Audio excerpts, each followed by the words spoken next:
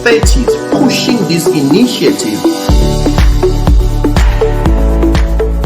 Today I'm just going to share a prophecy about Google and also what we can learn from that. What is Google?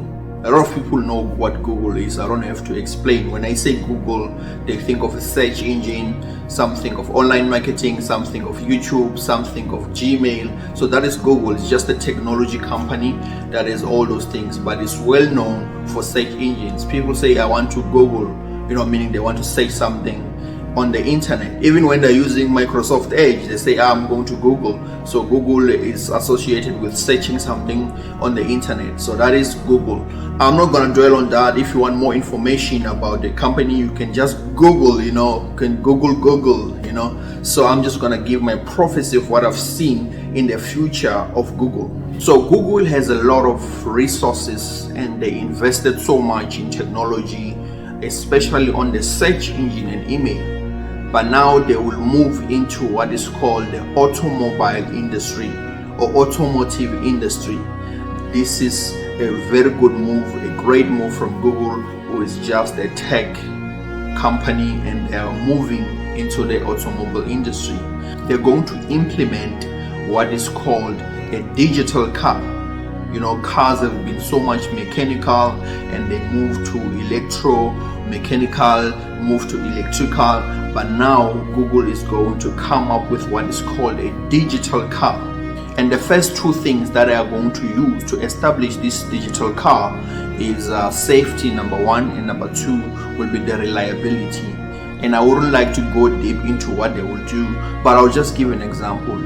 People hate queuing up to a filling station or running out of gas when they're traveling from city to city. In the middle of nowhere, you just run out of gas. So Google will look into that. How can we solve this query?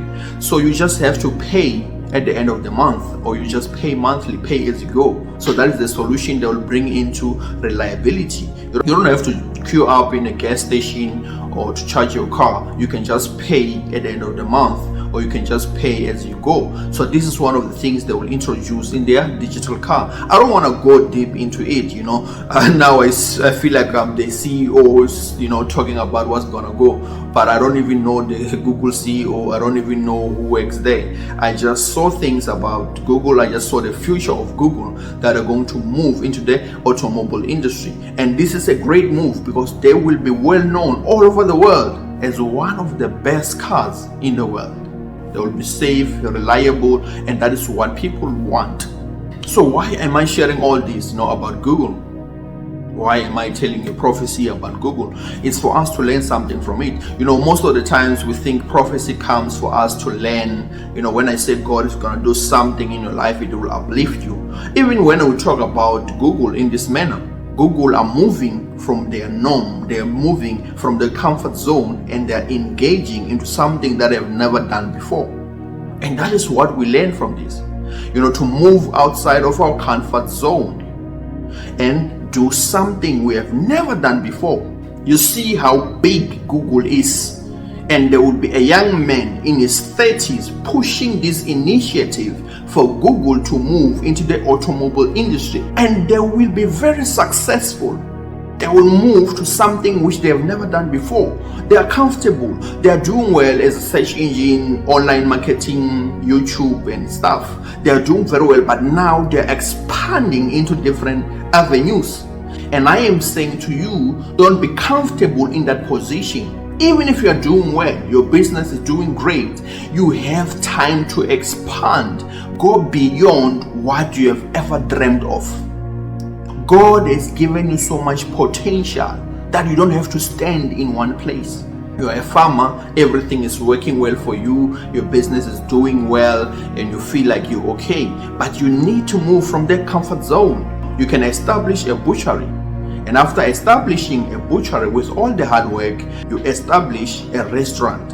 And after establishing a restaurant, you don't stop there. You grow. You find something else that you can venture into and expand.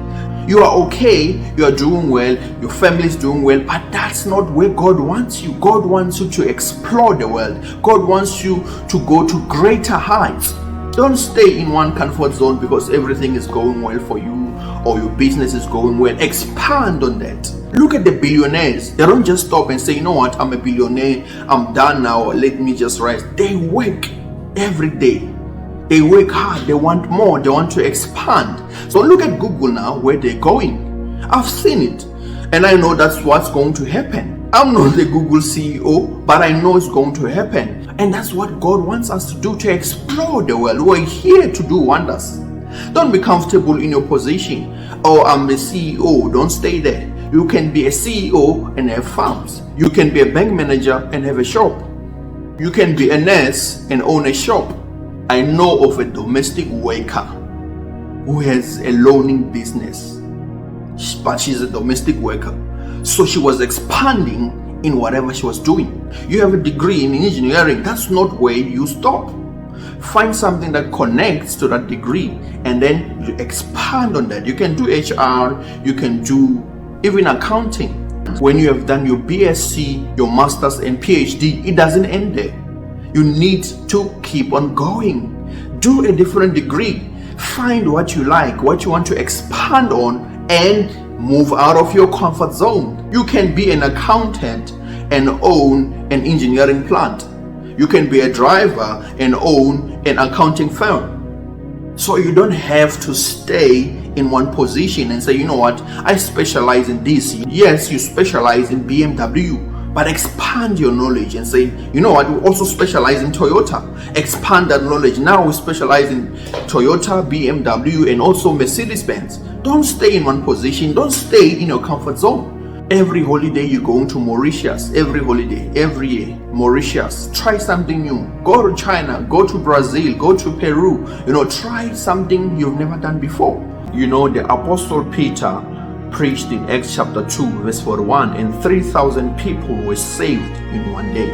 And the Apostle Peter became so comfortable with Jerusalem. He didn't want to go and expand beyond Jerusalem, to go into the world, until God had to raise the Apostle Paul, because Peter was comfortable in Jerusalem. So if you are done with your revival in one town or one village or one city, you don't stop there. You must expand. You must find new heights. You must find new areas to expand, because God has called us to expand.